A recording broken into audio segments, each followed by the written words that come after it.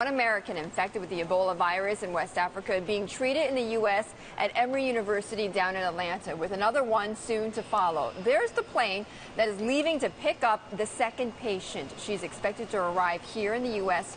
on Tuesday. They are the first ever cases of Ebola on U.S. soil, and the move has some asking why they were brought here in the first place, and does it pose a danger to Americans? Donald Trump tweeting out, "Why do we need to bring these problems here to the U.S.?"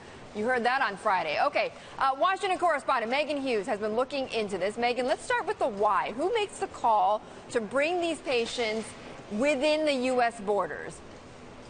It's the charity organizations that they work with, Betty. So the two patients worked in Liberia at different aid organizations. Samaritan's Purse, that's a North Carolina-based charity, and SIM USA, that's a Christian missionary group that runs the hospital where they both worked in Liberia. So it was those groups that made the call to bring them back. One of those patients, as you mentioned, American Dr. Kent Brantley, he was actually well enough to walk into the hospital over the weekend. His family reports that he's improving, that he's in good spirits. The other infected worker, Nancy Wright-Ball, she's going to be joining him there as early as tomorrow. Now, the organizations say the reason that they had them transferred back to the United States, Emory is going to be able to provide better care than the Liberian hospital where they were being treated. So they're the ones that make the call, but it is the State Department, the CDC, the Department of Defense that handle the logistics, basically making sure that the rest of the country is safe and that this transfer is done safely. That's right. That's the question on every American's mind. So what are they doing to make sure that this does not spread?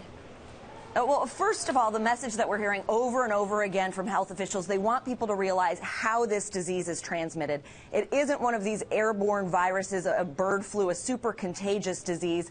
This is person-to-person contact, bodily fluids, not airborne. So they say because of hospital infection controls in this country, which are better than West Africa, that makes it very, very unlikely that we'd have a similar outbreak. Here's the CDC director over the weekend. We do know how to stop Ebola.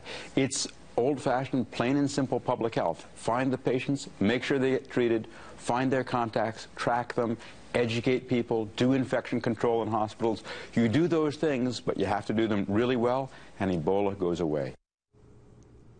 Then, Betty, more specifically to your question, how are officials dealing specifically with these infected American patients? So the patients, they're being transported in a specialized charter plane. It has an isolation unit. They're being flown into a military airfield near Atlanta, so we're not talking about commercial flights here.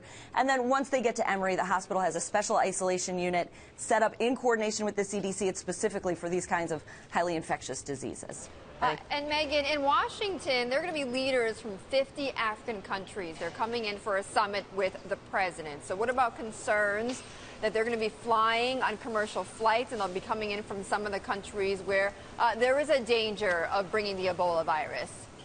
And you can bet that that's a question that the Obama administration is going to hear over and over again throughout this week. Health officials say it is possible that we do see some new cases here in the United States, but they say any kind of outbreak here, again, very, very unlikely. The president said last week they're taking appropriate precautions.